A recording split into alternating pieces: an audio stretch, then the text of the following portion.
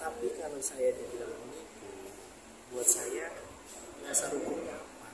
Kan itu harus disampaikan dan harus dibuktikan secara hukum.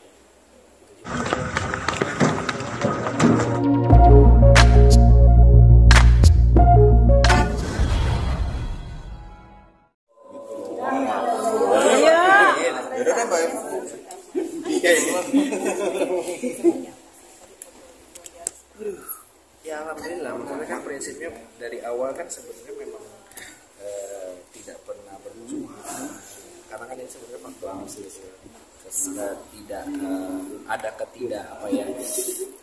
diskomunikasi.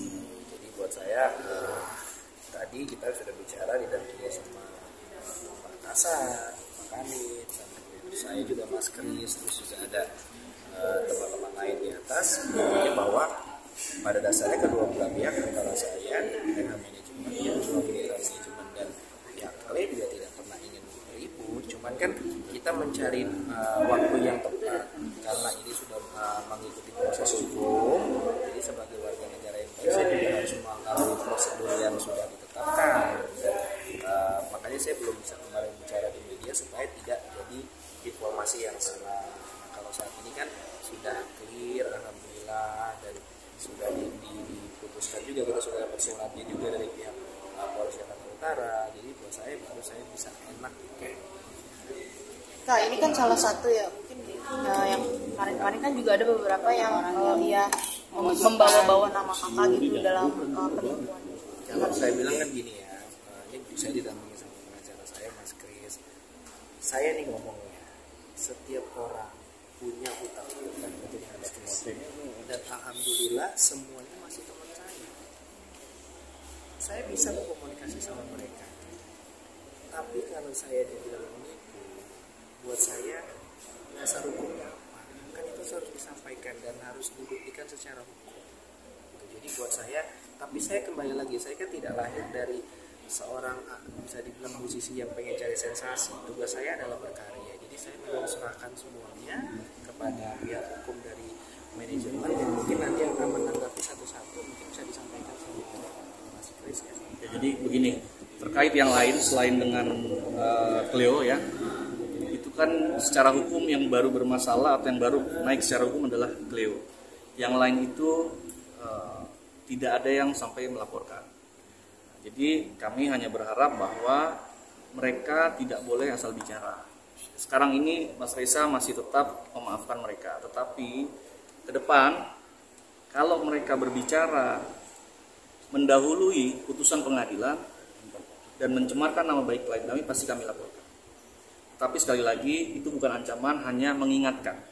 Ya, karena gimana pun Mas Reza tetap berpikir kita nggak mau berurusan dengan hukum. Dan ke depan kalau ada pihak-pihak yang memang punya masalah dengan Mas Reza, hubungi saya, nggak apa-apa. Kita duduk bersama. Nah, jadi tidak perlu langsung ke media, langsung menyatakan atau langsung mendiskreditkan klien kami sebagai seseorang yang tidak baik. Gitu, ya, duduk dulu bersama dengan kita, permasalahannya apa, kalau bisa diselesaikan kita selesaikan. Gitu. Jadi kita ingatkan kepada pihak-pihak yang tidak mematuhi proses hukum, maka punya konsekuensi hukum tersendiri. Saya kan juga punya keluarga ya. Kalau rasanya masih alhamdulillah bukan santai ya, tapi lebih kepada setiap orang punya hak berbicara. Saya sering komunikasi juga sama Mas Kris, baiknya seperti apa. Tapi kembali lagi, mudah-mudahan semuanya bisa komunikasi dengan baik, karena saya yakin mereka itu orang-orang yang sayang sama saya. Saya juga sayang sama mereka, cuma mungkin saya nggak tahu lah. Karena kan viral-viral ini juga saya nggak pernah buat ya, saya cuma sharing aja, tiba-tiba kok jadi banyak yang mana. Tapi buat saya adalah kembali lagi, setiap pertemanan, selama saya berteman, selama saya bersilaturahmi, kalau saya ada tutur kata salah atau sikap yang salah, saya pasti meminta maaf. Tidak ada lah teman yang sempurna, teman juga pasti berantem, keluarga aja pasti ada selisih paham. Tapi kan buat saya caranya mungkin bisa lebih baik. Nah, kalaupun misalnya secara hukum atau bagaimana bisa dibuktikan, kami juga mengikuti prosesnya kok, dan kita terbuka untuk semuanya.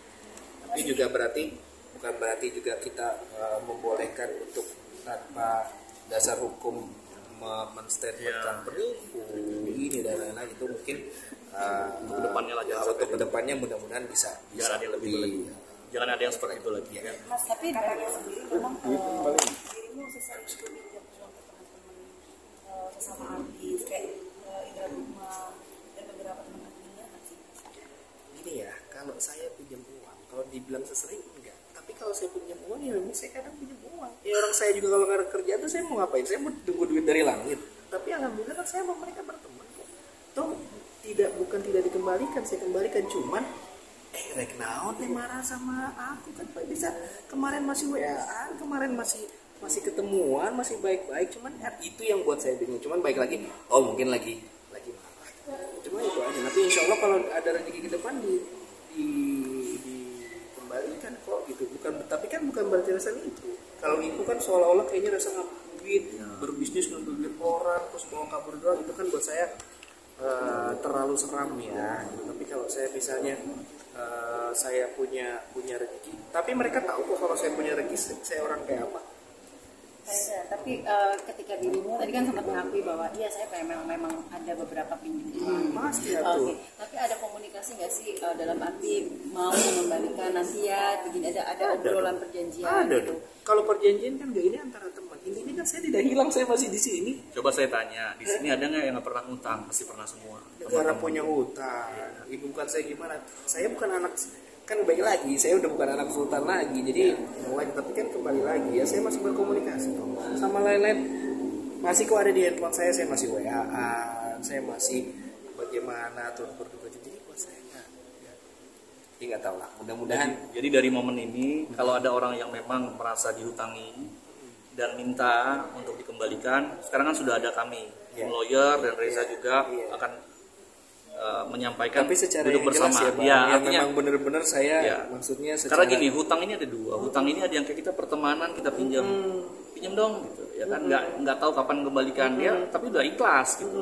Nah, ada yang memang secara tertulis jangka waktunya sekian harus dibalikan. Nah, jadi ayo kita duduk bersama. Jangan menggunakan media untuk memprovokasi, ya kan? Reza lagi terpuruk lalu diprovokasi, jangan, kasihan. Sama satu lagi sih mungkin ya, saya kemarin sudah ngobrol sama Bang Tris, mungkin kita juga akan ada tindakan tegas sama yang betul-betul saya utangi, sama yang tidak pernah saya berhutang dan bilang saya punya nipu ke dia. Itu nanti mungkin kita akan ya nantilah kita buktikan. Buat saya kan saya diam karena saya nggak mau masuk room yang seperti ini ya. Saya cuma pengen berkarya, saya cuma viral ini juga saya nggak buat. Tapi kembali lagi kepada teman-teman yang memang saya punya sangkutan, saya memang akui, saya udah sebutkan kok sama pengacara saya, dan insya Allah pasti kita kembalikan bersama. Tapi kalau yang tidak ada dan saya lihat saya perasaan saya nggak pernah berurusan sama orang ini, perasaan saya nggak pernah punya ada sangkut paut dengan orang ini, kalaupun ada pun sudah beres. Nah itu kan harus dibuktikan ya. Kalau tidak mau dibuktikan nanti mungkin kita yang ambil tindakan ya Bang gitu. Berarti ada perasaan nyesel ketika akhirnya di booming, akhirnya banyak orang di sekeliling Anda Nyeselnya aku sama kalian tidak bisa silaturahmi nongkrong di pecel lele karena pasti diwawancaranya begini. Insya Allah, jadi enggak, kalau dibilang insya Allah enggak ada.